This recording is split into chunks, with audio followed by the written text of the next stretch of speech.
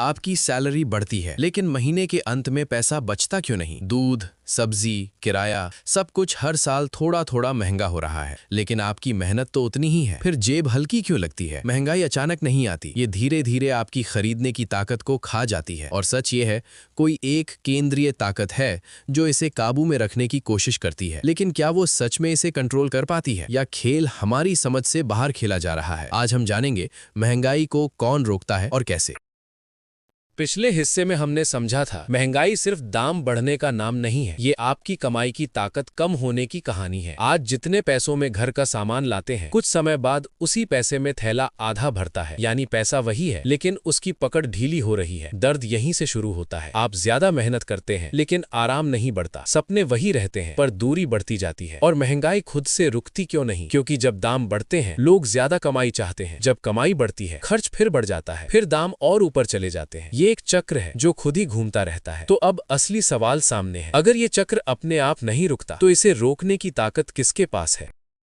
जब बाजार में दाम बेकाबू होने लगते हैं, तब एक संस्था चुपचाप देख रही होती है। वो सड़क पर नहीं दिखती, उसका कोई पोस्टर नहीं होता, लेकिन उसके फैसले हर घर तक पहुंचते हैं। इसे कहते हैं देश का केंद्रीय बैंक। इसे ऐसे समझिए जैसे घर में एक बड़ा पानी का टैंक हो। अगर पानी बहुत तेज बहने लगे तो कोई है जो वॉल्व घुमाकर बहाव कम करता है, और अगर पानी कम पड़ जाए तो वही वॉल्व खोल देता है। केंद्रीय बैंक भी वैसा ही वॉल्व है। पैसे का बहाव बहुत तेज हो जाए तो ये उसे धीमा करने की कोशिश करता है, बहुत कम हो जाए तो उसे बढ़ाता है। ये सरकार से अलग काम करता है। सरकार सड़क बनाती है, योजनाएं लाती है, लेकिन केंद्रीय बैंक पैसे के खेल को संतुलित रखने की कोशिश करता है। इसका सबसे बड़ा काम है महंगाई को काबू में रखना, ताकि दाम इतनी तेजी से ना भागे कि आम आदमी पीछे छूट जाए। अब सवाल है, ये बिना शोर मचाए पूरे देश की महंगाई को आखिर संभालता कैसे है?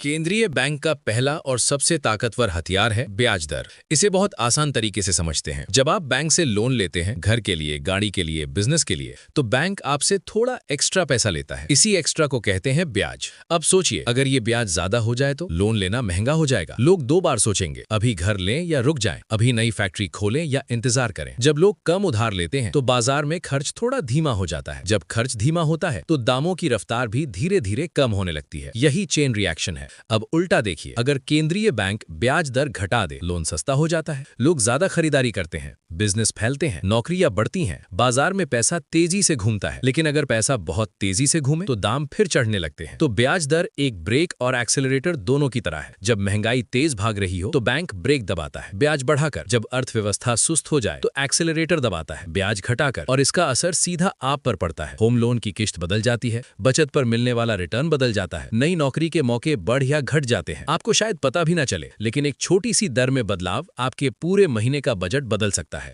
अब सवाल यह है, क्या सिर्फ ब्याज दर से ही महंगाई काबू में आ जाती है, या केंद्रीय बैंक के पास और भी हथियार हैं? अब बात करते हैं दूसरे हथियार की, पैसे का बहाव। इसे ऐसे समझिए, पूरा देश एक बड़ा खेत है और पैसा पानी की तरह है। अगर पानी बिल्कुल ना हो तो फसल सूख जाएगी, लेकिन अगर पानी जरूरत से ज्यादा बह जाए तो खेत डूब जाएगा। बाजार में भी यही होता है। अगर पैसा बहुत ज्यादा घूमने लगे, लोग ज्यादा खरीदते हैं, मांग बढ़ती है, और जब मांग तेज हो जाती है तो दाम ऊपर चढ़ने लगते हैं। यानी ज्यादा पैसा, ज्यादा कीमत। अब सवाल यह है, केंद्रीय बैंक इस पानी को कंट्रोल कैसे करता है? सोचिए, एक बड़ा टैंक है जिससे कई पाइप पूरे शहर में जा रहे हैं। केंद्रीय बैंक उस टैंक का कंट्रोल रूम है। जब उसे लगता है कि बाजार में पैसा बहुत तेजी से फैल रहा है तो वो पाइप थोड़ा कस देता है, बैंकों को कम पैसा देता है, उन्हें उधार लेना महंगा या मुश्किल कर देता है। जब बैंकों के पास कम पैसा होता है तो वे कम लोन देते हैं। जब कम लोन मिलता है तो खर्च धीमा हो जाता है और धीरे धीरे दामों की रफ्तार भी शांत होने लगती है। अब उल्टा देखिए, अगर बाजार सुस्त हो जाए, लोग खर्च करने से डरें, बिजनेस रुकने लगे, तो केंद्रीय बैंक पाइप खोल देता है, बैंकों को ज्यादा पैसा देता है, बैंक ज्यादा लोन देते हैं, लोग खरीदारी करते हैं, बाजार में जान वापस आती है। इसका असर सीधा बैंक पर पड़ता है, उनकी लोन देने की ताकत बदल जाती है, और फिर असर आप तक आता है। लोन मिलना आसान या मुश्किल हो जाता है, बचत पर मिलने वाला फायदा बदल जाता है, बाजार की रफ्तार बदल जाती है। यानी केंद्रीय बैंक सीधे आपके घर नहीं आता, लेकिन वो उस पाइप को कंट्रोल करता है जिससे पैसा आपके घर तक पहुंचता है। अब सवाल ये है कि जब दो बड़े हथियार हैं तो फिर भी महंगाई कभी कभी काबू से बाहर क्यों हो जाती है?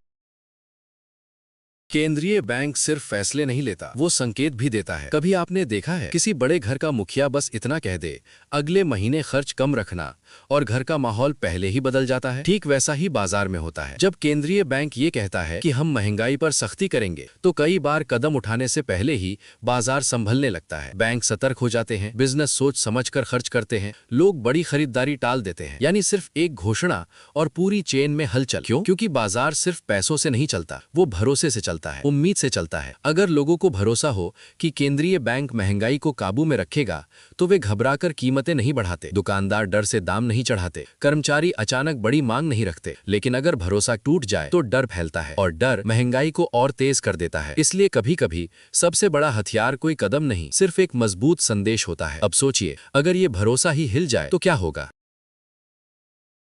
एक समय ऐसा आया जब महंगाई धीरे धीरे नहीं बल्कि दौड़कर बढ़ रही थी। दुकानों पर दाम हर कुछ हफ्तों में बदल जाते थे। लोग सुबह जो कीमत सुनते, शाम तक वो पुरानी हो जाती। डर फैल गया था। लोग जितना कमा रहे थे उससे ज्यादा तेजी से खर्च बढ़ रहा था। बचत बेकार लगने लगी, भरोसा हिलने लगा। ये सिर्फ दामों की समस्या नहीं थी, ये भरोसे का संकट था। तब केंद्रीय बैंक के सामने दो रास्ते थे, या तो वो धीरे धीरे कदम उठाए या एक झटका दे। उसने दूसरा रास्ता चुना। ब्याज दरें तेजी से बढ़ा दी गई, लोन अचानक महंगे हो गए, बिजनेस के लिए पैसा जुटाना कठिन हो गया, खर्च पर ब्रेक लग गया। ये फैसला आसान नहीं था। कुछ समय के लिए नौकरियां कम हुई, बाजार सुस्त पड़ा, लोगों को लगा कि दर्द बढ़ गया है। लेकिन यही दर्द दरअसल इलाज था। जब खर्च कम हुआ तो मांग शांत हुई, जब मांग शांत हुई तो दामों की रफ्तार धीमी पड़ी। धीरे धीरे लोगों को महसूस हुआ कीमतें अब हर हफ्ते नहीं बदल रही, सैलरी की ताकत स्थिर हो रही है, बाजार में भरोसा लौटने लगा। इस पूरी कहानी में एक पैटर्न दिखता है। संकट आया, केंद्रीय बैंक ने सख्त कदम उठाया, कुछ समय दर्द हुआ, फिर संतुलन वापस आया। ये हमें एक बड़ी बात सिखाता है, महंगाई को काबू करना